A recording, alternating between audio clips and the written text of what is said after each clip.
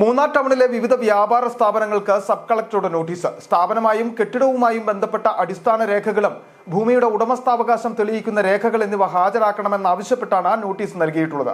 September 1 മുതൽ 3 വരെയുള്ള ദിവസങ്ങളിൽ RDO ഓഫീസിൽ നേരിട്ട് ഹാജരാകാനാണ് നിർദ്ദേശം.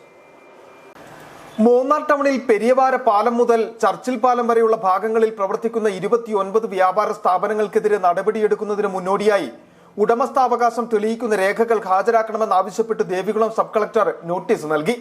GH റോഡിലെ വിവിധ വ്യാപാര സ്ഥാപനങ്ങൾ, ലോഡ്ജുകൾ, ഇറച്ചിക്കടകൾ, തുണിക്കടകൾ തുടങ്ങിയവയ്ക്കാണ് sub collector VM Arya notice നൽകിയത്. സ്ഥാപനമായും കെട്ടിടമായും ബന്ധപ്പെട്ട അടിസ്ഥാന രേഖകൾ, ഭൂമിയുടെ ഉടമസ്ഥാവകാശം തെളിയിക്കുന്ന രേഖകൾ എന്നിവ സെപ്റ്റംബർ 1 മുതൽ 3 വരെയുള്ള ദിവസങ്ങളിൽ RDO ഓഫീസിൽ നേരിട്ട് ഹാജരാകുവാനാണ് സബ് കളക്ടറുടെ നിർദ്ദേശം. മൂന്നാർ ടൗണിലെ പുറമ്പോക്കിലുള്ള കയ്യേറ്റങ്ങൾ തിട്ടപ്പെടുത്തിയതിൽപ്പെട്ട സ്ഥാപനങ്ങളാണിവയെന്ന് കണ്ടെത്തിയതിനെ തുടർന്ന് ഹൈക്കോടതി 2024 ഏപ്രിൽ 12 പുറപ്പെടുവിച്ച വിധിയുടെ അടിസ്ഥാനത്തിലാണ് സ്ഥാപന ഉടമകളെ നേരിൽ കേൾക്കുന്നതിനായി നോട്ടീസ് നൽകിയിരിക്കുന്നതെന്നും നേരിട്ട് ഹാജരാകാത്ത പക്ഷം തുടർ നടപടികൾ സ്വീകരിക്കുമെന്നാണ് കത്തിൽ വ്യക്തമാക്കുന്നത്. City vision, Munnar.